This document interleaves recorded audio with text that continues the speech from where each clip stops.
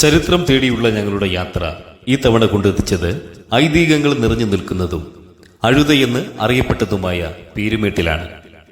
ഇടുക്കി ജില്ലയിൽ ഒരു പ്രധാന നഗരമാണ് പീരുമേട്. കൊല്ലം തേനി ദേശീയപാതയിലാണ് ഈ പ്രദേശം സ്ഥിതി ചെയ്യുന്നത്. സമുദ്രനിരപ്പിൽ നിന്നും 915 മീറ്റർ ഉയരത്തിലാണ് ഇവിടം സ്ഥിതി ചെയ്യുന്നത്. സുഖകരമായ കാലാവസ്ഥ, പ്രകൃതി മനോഹാരിത, കേരളത്തിലെ ഒരു പ്രധാന ടൂറിസം ഡെസ്റ്റിനേഷൻ കൂടിയാണ് ഇവിടം.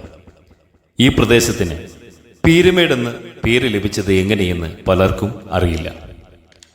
തമിഴ്നാട്ടിലെ തെങ്കാശിക്കടുത്ത് കണ്യാപുരത്ത് ജനിച്ച സിദ്ധനും ആധ്യാത്മിക ഗുരുവും തമിഴിലെ സൂഫി കവിയുമായിരുന്ന പീരു മുഹമ്മദ് വലിയുല്ലാഹ് AD 15-ാം നൂറ്റാണ്ടിൽ തന്റെ സ്വദേശത്ത് നിന്നും അറിവിന്റെയും ആത്മീയതയുടെയും പുതിയ ഉയരങ്ങൾ തേടി യാത്രയായി.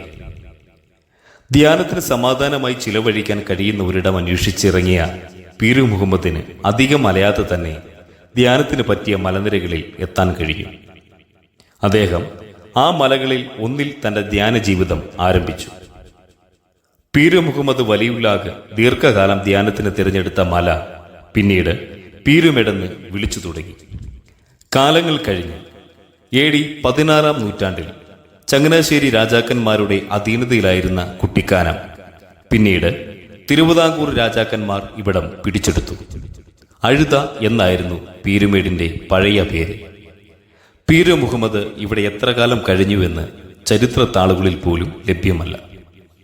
തിരുവിതാംകൂർ രാജാവിന്റെ വേനൽക്കാല വസതിയായ കുട്ടിക്കാനം അമ്മച്ചി കൊട്ടാരത്തിന് 210 വർഷങ്ങൾക്ക് മുകളിൽ പഴക്കമുണ്ട്.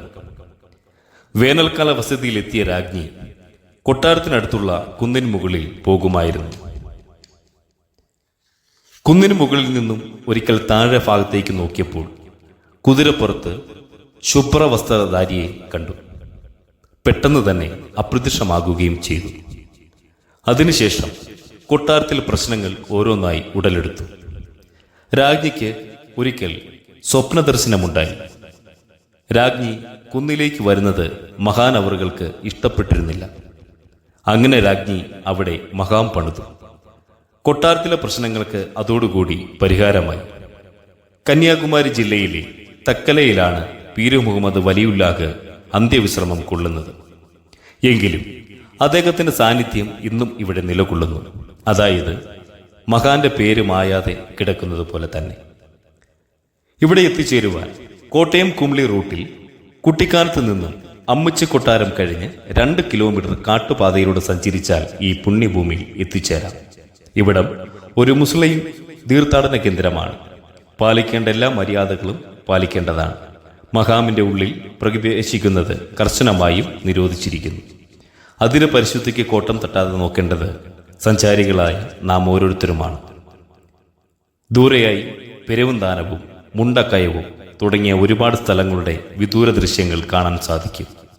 കാട്ടുപൂക്കളിൽ വട്ടമിട്ട് പറക്കുന്ന ശലഭക്കൂട്ടം, കോടമഞ്ഞ്, കുളിർക്കാറ്റ്, പ്രശാന്ത സുന്ദരമായ പ്രദേശം.